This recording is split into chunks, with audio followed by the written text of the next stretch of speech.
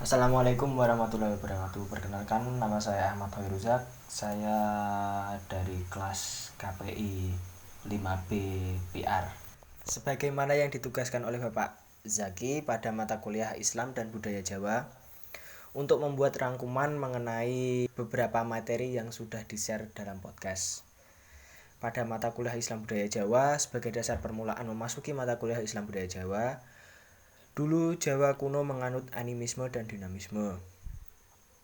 Sebelum Islam datang, dulu orang Jawa menganut agama Kapitayan.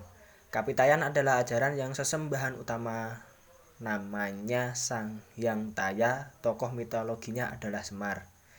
Kemudian yang kedua membahas tentang budaya. Budaya adalah cara hidup yang berkembang dan dimiliki bersama oleh sebuah kelompok yang diwariskan dari generasi ke generasi.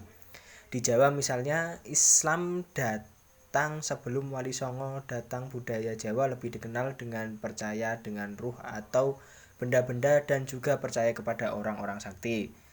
Menurut Peter John Becker, agama dan budaya tak ada hubungannya karena agama merupakan iman yang dari Tuhan, sedangkan budaya bentuk dan diciptakan manusia.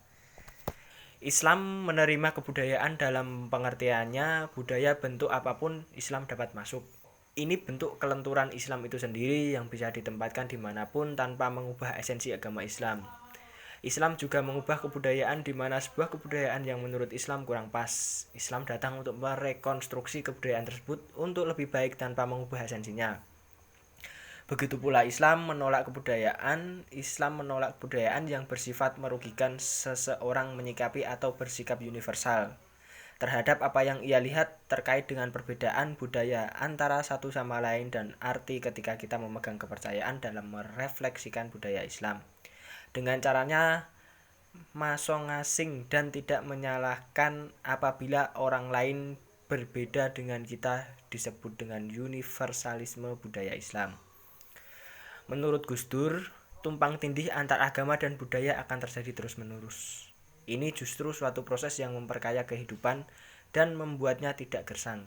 Kekayaan variasi budaya kemungkinan adanya persambungan antar sebagai kelompok atas dasar persamaan. Dakwah yang dilakukan oleh Wali Songo secara bertahap dan soft dakwah yang dibawakan Wali Songo menyesuaikan kebutuhan masyarakat pada saat itu.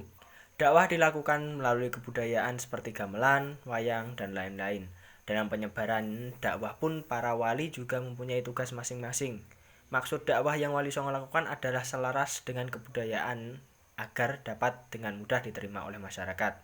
Beberapa contoh yang banyak kita ketahui seperti konsep atau strategi dakwah dari Wali Songo yang menggunakan tasawuf atau kemurnian sebagai metode penyebaran Islam di Pulau Jawa.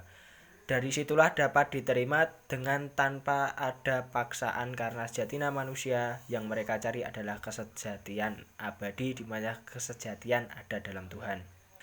Di mana sejatinya orang yang besar bukan berarti orang yang memiliki jabatan, pengaruh, atau harta, melainkan orang besar ialah dia yang sadar kalau dia kecil.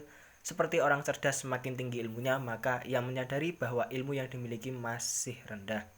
Jadi, dalam Islam Jawa itu ada muatan-muatan sufisme tasawuf dan itu sudah diwariskan kepada kita supaya kita dapat mempelajari, merawat dan mempraktekkan supaya kita tidak kehilangan apa yang telah diwariskan para pendahulu-pendahulu kita.